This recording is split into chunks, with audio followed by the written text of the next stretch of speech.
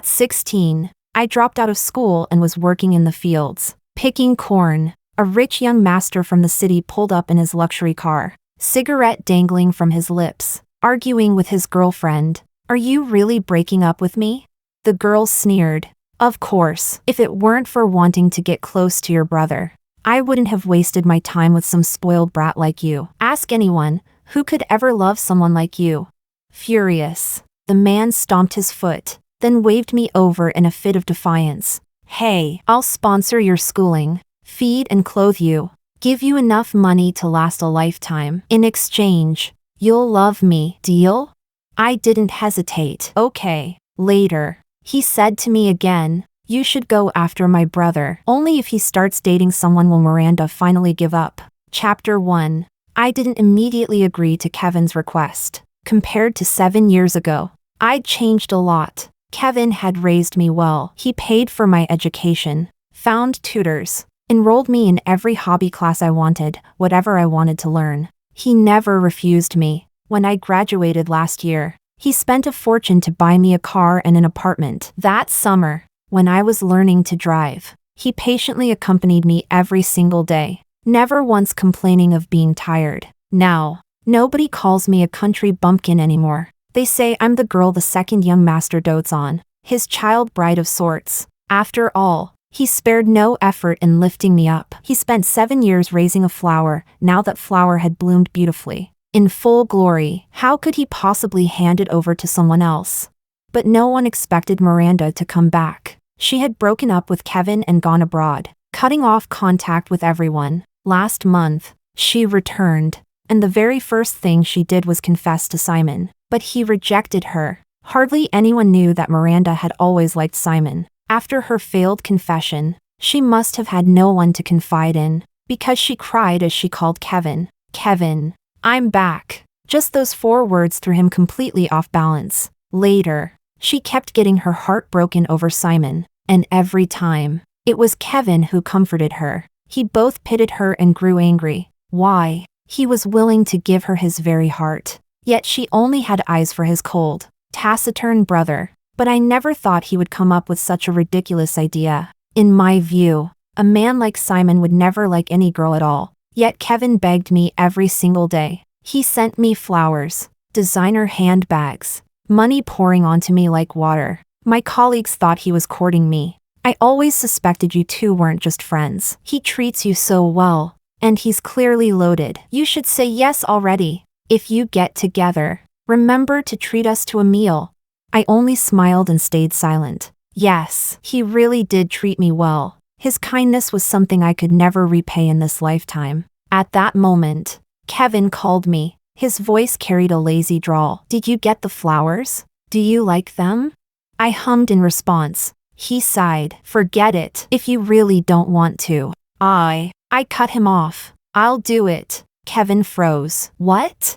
"I'll do what you asked of me." There was silence on his end, then sudden laughter. "All right then, if you can't win him over, it doesn't matter. I'll still take care of you for the rest of your life." Then, as if explaining himself, he added, "All these years, they've introduced my brother to at least 80, if not 100, girls. He's never cared for any of them, only with you has he shown even a hint of warmth. Otherwise, I'd never have asked you to do this." I listened, gazing at the moonlit sky, and after a long while, I nodded. "Okay." Then I heard the click of a lighter. He was smoking again. He called my name, voice slightly muffled. "By the way, I've never asked you before. Selena, do you have someone you like?" I was stunned. "Does it matter?" "Yes, if you like someone, I won't let you do this. I can't ruin your future." I glanced at the roses blooming on my desk. I'd heard he used to always send flowers to Miranda, flown in from abroad, each stem costing more than half a month's wages for an average person. I pressed my lips together. No. Chapter 2. In truth, I lied to Kevin. I liked him. From the very first moment I saw him, I liked him. But all these years, his heart only held Miranda. A couple of days later, Kevin personally organized a welcome back banquet for Miranda. He even sent me an invitation. I heard that it was Miranda who insisted on seeing me after learning about my existence. She said, "The girl from that cornfield 7 years ago? You really brought her back." Kevin? She was so dark, skinny, and small. Not pretty at all. I thought you were just joking back then. I'm honestly curious what she looks like now. I happened to have something going on, so I turned it down immediately. But Kevin sent me several messages. The last one read, "My brother will be there too. You haven't forgotten what you promised me, right?" Staring at the screen, my chest felt clogged, heavy. The suffocation was unbearable. But since he put it that way, I couldn't refuse. Otherwise, wouldn't that make me seem ungrateful and disrespectful? When I arrived, they were all playing cards. Someone spotted me, and their expression turned odd. Unlike before, no one greeted me. In the past, out of respect for Kevin, they flattered me, calling me Missy. But now, anyone with eyes could tell Kevin wasn't going to marry me. I walked over and glanced at the table. Out of everyone there, only Miranda was winning. Kevin was good at these games. I could tell he was deliberately letting Miranda win. After a while, Miranda noticed me. She looked surprised, covered her mouth, and exclaimed, "Wow, you've changed so much. I remember you used to be." Then she clicked her tongue, leaving her words hanging, and waved her hand casually before standing up to give me her seat. "Here, you play. I'm tired." Then she picked up her phone and tapped on it. Being close by, I saw the name on the screen. It was Simon, but nearly all the messages were one-sided. From beginning to end, there was no reply from him. I sat down, and Kevin's expression grew cold. When he drew his cards again, his movements were restless, irritated. The stakes were high, and nobody held back for me. Within minutes, I lost more than 100,000. Chapter 3. Miranda stood to the side, speaking with exaggerated concern. "What's wrong with you guys? Letting her lose so much? Where would she get that kind of money? Can she even afford it?"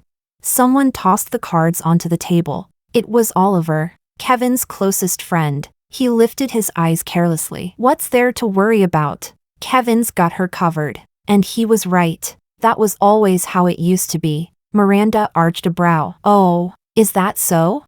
Kevin gave a short grunt of agreement, pulling out his phone to make a transfer. But I spoke up first. "No need. I'll pay myself." Kevin glanced at me, his eyes darkening. "Don't be ridiculous." I gave a small laugh. "It's fine. I can't keep depending on you forever." Over the years, because of Kevin, I had learned quite a few ways to earn money. I had managed to save some. I even opened a separate bank account, depositing money into it regularly, preparing to pay Kevin back one day. But of course, he didn't know any of this, so I transferred the money to them. Kevin had won the most. He stared at the screen for a long time before snorting and tapping accept. Well, Selena, looks like you've grown some skills." After a while, I went to the restroom. When I came back out, I happened to catch Kevin and Miranda arguing in the hallway. "Didn't you say Simon would be here? Why isn't he here yet?" "He got held up." "What? You still can't let go of my brother? You've chased him for so long. Has he ever paid attention to you?" "So what? I don't care. But you, why keep that girl Selena around?" Kevin fixed his gaze on her. "Jealous. Are you?" "No, I just can't stand women like her. Freeloading off someone else's table like a parasite. She must have cost you plenty over the years, right?" Kevin raised his hand and rubbed his nose. "Come on. I was just mad at you. If you'd give up on my brother and get back with me, I'd cut Selena off immediately and never bother with her again." The hallway was dimly lit. Standing in the corner, I felt my heart turn ice cold. I didn't keep listening. I walked in the opposite direction, calmed myself down, and then headed back. When I pushed open the door, the room was already empty. Outside, I realized it was pouring. Oliver, who had gone off to vomit earlier, hadn't left yet. He came out, spotted me, and paused. "You're still here?" "Oh, Kevin just left to drive Miranda home. The rain's too heavy, and this place is remote, but I'm not headed your way." "Why don't you wait a bit? I'll call Kevin and have him come back for you." I shook my head. "Forget it." Oliver sighed but didn't press further. He took his date by the hand and left. I regretted not driving myself earlier. I pulled out my phone, trying to call a ride, but no one accepted the request. I checked the map. There was a bus stop nearby. Making up my mind, I stepped into the rain, but I had barely taken a few steps when an umbrella appeared above me. Then came a low, cold voice, just like the rumors said. Distant and unfeeling. Selena. Chapter 4. That night, the rain poured down in sheets. It was Simon who drove me home. On the way, he took a call. It was from Kevin. I was sitting close enough to hear Kevin's voice clearly through the speaker. Bro, we all left already, so don't bother coming over, all right? Simon raised an eyebrow, not bothering to mention that he had actually already gone to the club. You said you had something urgent for me, then bailed at the last minute. So tell me, what was it really about? Well, actually, Miranda wanted to see you. You know her temper. I couldn't say no to her. Simon's lips curved into a humorless smile. What? Whatever she wants. You just hand it over? You'd even sell out your own brother? Kevin's tone was as careless as ever. Yeah, I would. You know I've loved her since we were kids. For her, I'd do anything. Give up anything. He paused, then sneered. And besides, it's your fault. You've never dated anyone. His voice suddenly halted, followed by a curse. Damn, I forgot about Selena. Gotta go. Bro. Simon glanced at me. He only said, well, I guess I should be flattered Kevin still remembered me at all. Simon hung up without another word. I silently turned my gaze out the window. My phone was sitting in my bag. If it had been before, I would have immediately taken it out to check if Kevin had called me. But now, maybe I was just too tired. I didn't move, and the phone never rang. That's when I realized I'd set it to silent during the meeting in the afternoon and had forgotten to switch it back. The ride was quiet the rest of the way. Finally, we reached the gate of my complex.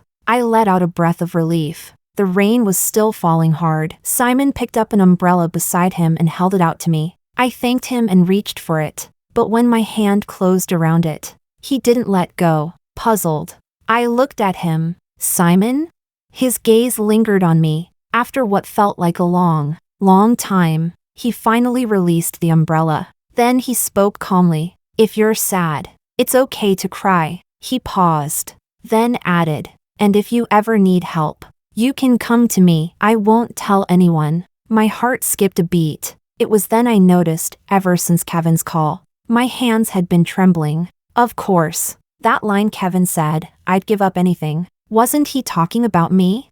I clenched my fists, meeting Simon's eyes, and suddenly gave a bitter little laugh. In these 7 years, I had barely seen him a handful of times, and yet, every time we crossed paths, it was always like this, humiliating. In that moment, for no reason at all, I felt a reckless impulse. I deliberately changed the way I addressed him. Simon, if I said, I want to date you, what then? Simon frowned, his gaze cold as he looked at me. That's not an option. Chapter 5. Back home, I tidied up a little, then I finally took my phone out of my bag. In just that short while, Kevin had called me dozens of times. Aside from the missed calls, there were also countless messages. I left in a hurry earlier. Forgot you were still there. I'll send someone to pick you up. Why aren't you answering? You didn't get into an accident, did you? Reply to me, quick. Are you mad? Forget it. I'll come over myself. The last one was sent 3 minutes ago. I thought about it, just about to call him back, to let him know he didn't need to worry. Then the screen showed the words typing. The next second, his new message popped up. Miranda's suddenly feeling unwell. I need to stay with her. Maybe I'll just have the driver come pick you up. I stared at that message for a long while. Then I typed back, no need. I'm already home. Kevin instantly replied with a 17-second voice note. Finally! I thought something had happened to you. Scared me half to death. As long as you're fine, that's good. I'm busy now. We'll talk later. I sighed. Okay. I suddenly remembered, over the years, I'd heard plenty of stories about Kevin and Miranda. How hard he had chased after her. He fought for her, got jealous over her, did all sorts of reckless things. When they were 18, Miranda's family ran into trouble. Kevin had begged his father for half a month, even went on a hunger strike. Only then did his father give in, paying a heavy price to help Miranda's family. Not long after that, the two of them got together. Everyone said Kevin was madly in love with Miranda. When I first appeared by his side, people whispered that he was insane, that he only took me on as some sort of provocation against Miranda, but his family agreed to it readily enough. After all, it was just sponsoring me through school. To them, that amount of money wasn't even enough to cover a few banquets. Chapter 6. From that day on, Kevin never reached out to me, but I knew he was with Miranda the whole time. He took her everywhere, skiing one day, watching the sunset the next. A few of his closest friends often tagged along. Oliver even posted group photos in his social feed. In the pictures, Kevin's eyes were always fixed on Miranda. Someone left a comment underneath. Tisk. The second young master and Miranda really are the better match. Exactly. Someone probably still thinks she can turn into a phoenix. But guess she's delusional now.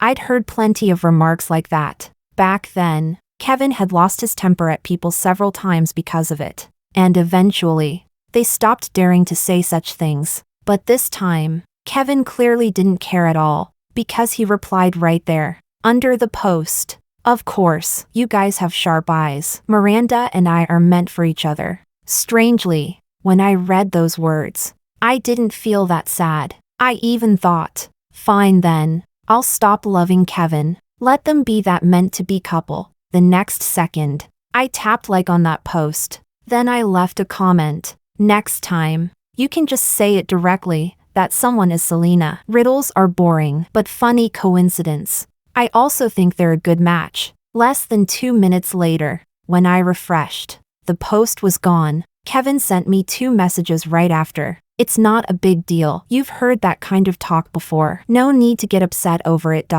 Be good. I'll take you shopping in a couple of days. TCH. Right. It wasn't like it was the first time I'd been belittled. I was poor. My background was bad. So of course, people had plenty to say. I tossed my phone aside, took a shower. When I came back out, I saw he'd sent me a string of new messages. Not replying? Fine. But don't forget the promise you made me. I looked at them for a while, then sent back just one line. Okay. Chapter 7. It didn't take long before the news of me falling out with Kevin spread everywhere. Because that day, they just happened to be hanging out together. After I replied to Kevin's messages, he stared at the screen for a long while. And in the end, couldn't hold it in, he smashed his phone right then and there. Damn it. I didn't even say anything bad about her. She just loves throwing tantrums at me, like I owe her something. Funny coincidence. I was out having dinner with friends. Halfway through, I stepped outside to take a call and ran right into Oliver, who was chatting with someone in the hallway. This Selena. What an ungrateful brat. Kevin treats her so well. What's wrong with saying a few words to her? Honestly, she should be bowing down to Miranda. If it weren't for Miranda, Kevin wouldn't have even brought her back. Oliver clicked his tongue. All right. But you can't put it that way. Kevin's family has sponsored countless students over the years. Don't see you guys talking about anyone else like this. She's different. Kevin kept her by his side, pampered her like a treasure. Can those other students even compare to her? She's done plenty for Kevin too. All these years, whenever Kevin needed her, didn't she always come running? Not to mention that time, 2 years ago, when Kevin almost had that car accident, it was her who blocked it for him. And she ended up bedridden for 3 months. Yeah, that's true. But now that Miranda's back, her existence is nothing but an eyesore. I stood silently in the corner, only heading over after they went back into the private room. Honestly, if they hadn't brought it up, I would have nearly forgotten that heroic moment of mine. That day had been the first time in 5 years that Miranda called Kevin. She told him she had dreamed of Simon. She asked if he could secretly take a picture of Simon and send it to her. Kevin froze when he heard that. He didn't even see the car coming. I pushed him aside, but I didn't dodge myself. Got hit. Luckily, it wasn't too serious. Even so, I still had to have surgery, and I ended up staying in the hospital for 3 months. But in everyone's eyes, that was just something I was supposed to do. When Auntie came to visit me, she even said, "It's touching that you care so much for Kevin. He's always been careless. We never expected him to achieve much. If, in the future, he keeps treating you this well, I won't object to you becoming my daughter-in-law." Because of that incident, the nickname child bride stuck to me. Kevin never came forward to clarify it, so everyone assumed he had accepted it. Even I thought so. But now, if I still believed that, then I'd just be deluding myself. Chapter 8. Of course, I didn't have the time or energy to bother with those rumors outside. I had something more important to do. That was to chase Simon. I knew very well I wouldn't win him over. It was just a gesture, really, something to show Kevin. That way, even if things didn't go his way, I could still say I'd tried. No one could blame me then. I had no experience in this sort of thing, so I had to ask a friend for advice. Zoe, my college classmate, was very experienced in relationships. In her words, when it came to matters like this, I'd come to the right person. I asked her, "How do you win a man's favor?" On the other end, she clicked her tongue in disbelief. "Kevin? With how devoted he is to you, you really need to win him over?" Back in college, Kevin often came to see me. With his good looks and money, he was the type who naturally drew attention wherever he went. Over time, everyone knew how well he treated me, so well it was almost excessive. I just said casually, "I just want to learn." That night, Zoe poured out all her tricks and tips to me. From then on, I started pursuing Simon. Every day after work, I waited for him downstairs at the company building, bringing him flowers and love letters. The words in those letters were so cheesy that even I didn't want to read them twice. But Simon remained cold and indifferent. Still, he never embarrassed me. In fact, over the years, we had crossed paths several times. During my sophomore year, Kevin took me on a trip, and I caught a fever from the rain. But when Kevin heard that Miranda was in trouble, he immediately flew abroad overnight. In the end, it was Simon who stayed behind to take care of me. Once, when a client deliberately made things hard for me and spilled coffee on me, Simon stepped in to resolve it. Each time, it was when I was at my most miserable and embarrassed. I even took photos of myself pursuing Simon and sent them to Kevin. And then, he actually blocked me. I didn't mind. I figured I'd keep it up for another 10 days or so, and then report back to him all at once. That way, it wouldn't count as being ungrateful, right? But that very night, when I went shopping with Zoe, we ran into Kevin and Miranda. They had bought quite a lot of things. Kevin's spoiled young master temper completely disappeared in front of Miranda. Both his hands were full, carrying women's clothes and handbags. When he saw me, his steps froze. Miranda smiled. "Oh, it's you. What brings you here? Looking to buy something? Want me to recommend something for you?" "Oh right. Things here are pretty expensive. Did you bring enough money? Or did you know Kevin was here and come to swipe his card? Here, take it." She stretched out her palm, and lying there was Kevin's card. Zoe, hot-tempered as she was, instantly sensed something was off. She sneered. "What's that supposed to mean? So what? You think just because you're rich, you're superior?" Then she fixed her gaze on Kevin. "Selena even asked me how to win you over, and you just stand there letting another woman talk to her like this?" Zoe still didn't know that Miranda was his white moonlight. I pulled Zoe behind me, blocking her. "It's fine. Let me handle it." When I looked up again, Kevin was staring at me. His eyes carried both surprise and a trace of emotion. He said, "Actually, I'm not mad anymore. If you wanted to make up with me, you could have just said so. No need to go out of your way." And Miranda didn't mean anything bad with what she said. "Kevin," I cut him off. "All the money you've spent on me, I'll pay you back. Really, I'm grateful to you, but I won't keep clinging to you. Once I finish the task you gave me, I'll leave." Kevin stared at me, stunned. The things in his hands slipped and fell to the floor. "You."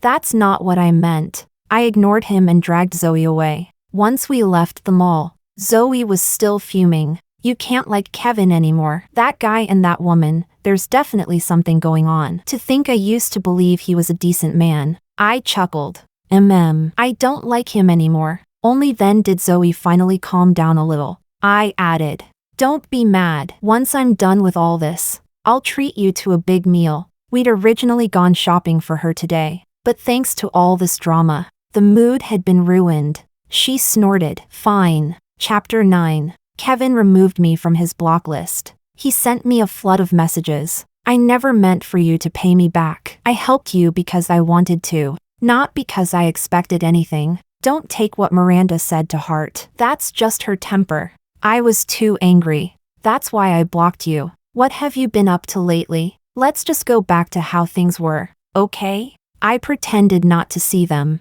I didn't reply. Instead, I sent over all the photos I had saved recently, the cookies I baked for Simon, the envelopes of love letters, and 2 screenshots of our chat history. Nothing important, but I had been very proactive, almost overly enthusiastic, and every time I messaged, Simon replied, even if just briefly. After I sent all the photos, silence stretched on for a long while. Then, Kevin sent me a voice message. His tone was icy, laced with gritted teeth. "Well, thank you so much then. You really went all out for me." "Huh?" I answered humbly. "That's what I should do." He didn't reply again. That evening, I looked up some places online and messaged Zoe, asking her out for dinner. She suggested inviting a few more friends, making it a proper night out. I agreed. After dinner, we went to karaoke. Halfway through, I stepped out and unexpectedly heard my own name. I've thought it through. Let's get back together. I know I'll never really end up with him. As for Selena, just get rid of her. She's occupied your life for 7 years. And just thinking about it makes me furious. Didn't she say herself today that she'll leave you?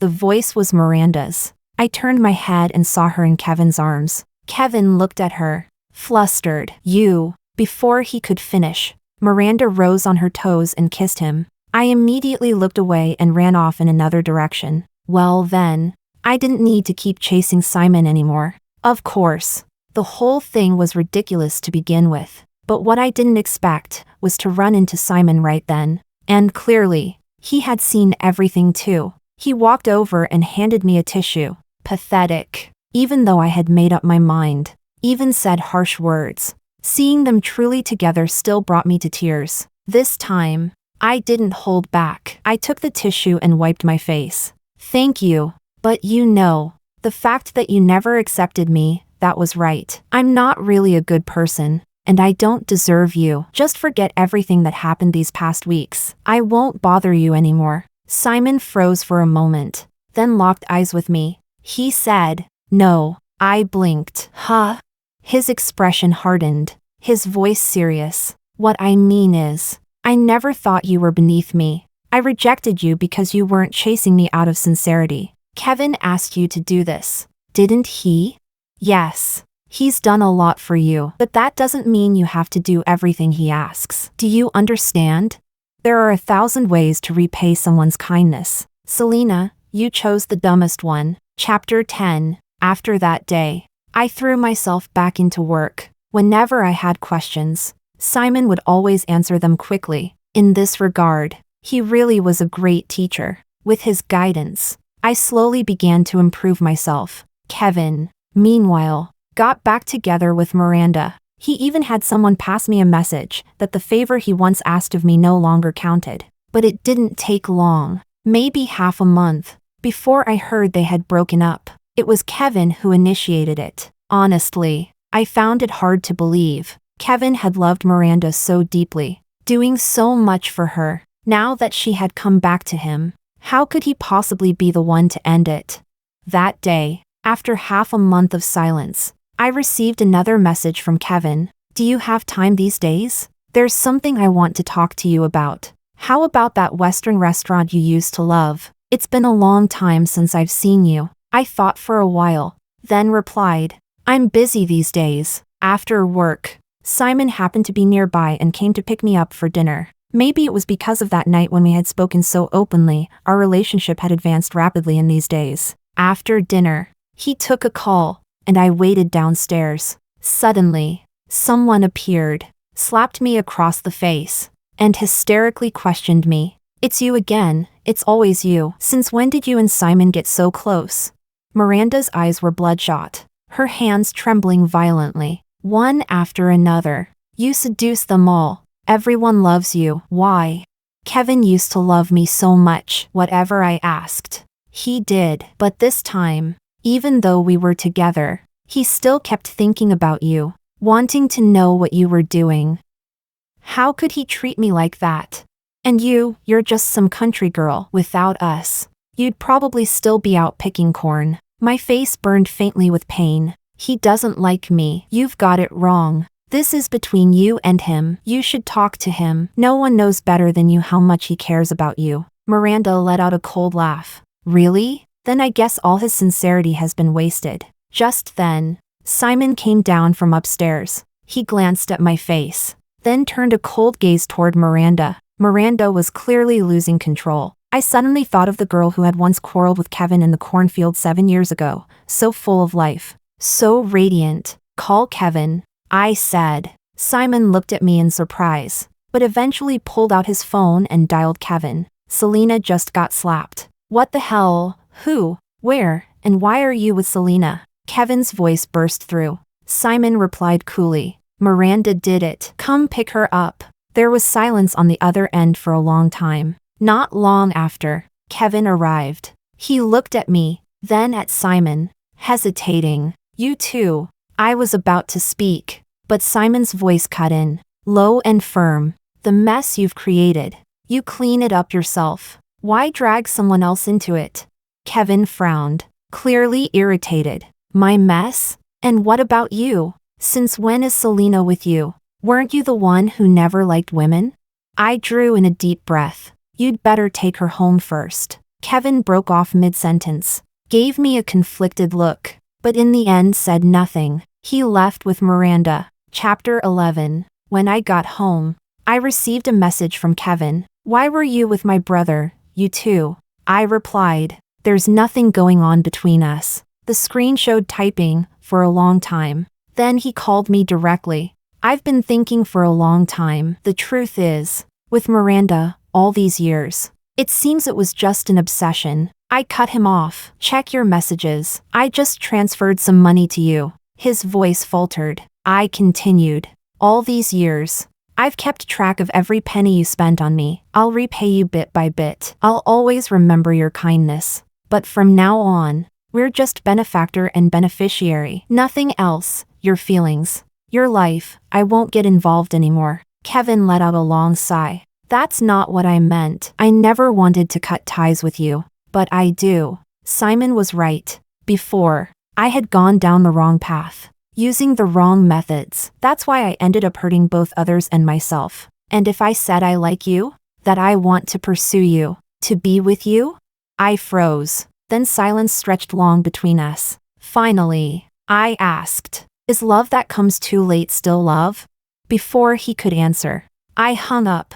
After that, for a long time, Kevin kept sending me gifts off and on, just like when he had begged me to chase after Simon. But this time, I felt nothing. I sold the apartment Kevin had given me, the car too, at a reduced price. With that, and the money I'd saved these past 2 years, I had a lawyer draft a repayment agreement in installments. Then I mailed it to Kevin. He called me. Do you really have to do this? Yes. He gave a cold laugh, his tone heavy. Because of my brother? You want to be with him? He lit a cigarette, sounding both irritable and mocking. Well, that's easy then. If you're going to be my sister-in-law anyway, why bother worrying about money? I sighed. Kevin, do you remember the first thing you ever said to me? He had told me he'd sponsor my studies, give me food and clothes, make sure I'd never run out of money in my life. And then he'd asked me to love him. He thought for a long while, then said cautiously, the first thing was asking your name? I smiled. Honestly, it stung. All these years, I had carved that first sentence into my bones, never daring to forget it. I repeated his original words, then added, I did what you asked of me, but now, I'm returning it all. I don't need your so-called endless money anymore. That means I can stop loving you, right? As for what I do from now on, and who I choose to be with, that has nothing to do with you. Chapter 12. After that, I ran into Kevin a few more times. Each time, he looked at me with a complicated, unreadable gaze. He had become calmer, more steady, though he never dated anyone. His mother sought me out privately. With a sigh, she said, "I've always liked you." Back then, when I said you should join our family, I meant it sincerely. Now that things between you and Kevin have turned out this way, well, fate can be cruel. As for Miranda, her ambitions are too big. She wants this. She wants that. From the start, I never liked her. It's better that it ended. She told me Miranda had been depressed for quite a while and had gone to see Kevin several times, but every meeting ended badly. As for Simon and me, we still contacted each other occasionally. He was always measured in how he treated people, never making anyone uncomfortable. Whenever we spent time together, he always knew where to draw the line. One day, he took me to see an art exhibition I had always wanted to visit. When we came out, it happened to be raining. We stood together under the eaves. He suddenly said, "I remember the first time I met you. You were so timid. You hid behind Kevin, clutching his sleeve like it was your only lifeline." I laughed. That's right. Back then, to me, he really was a savior. His brows furrowed slightly. "Selena, if you're willing." I looked up at him, cutting him off. "By the way, I applied for an overseas assignment. I'm leaving the day after tomorrow." Simon's expression grew dark and hard to read. "The day after tomorrow?" His voice was low, emotionless.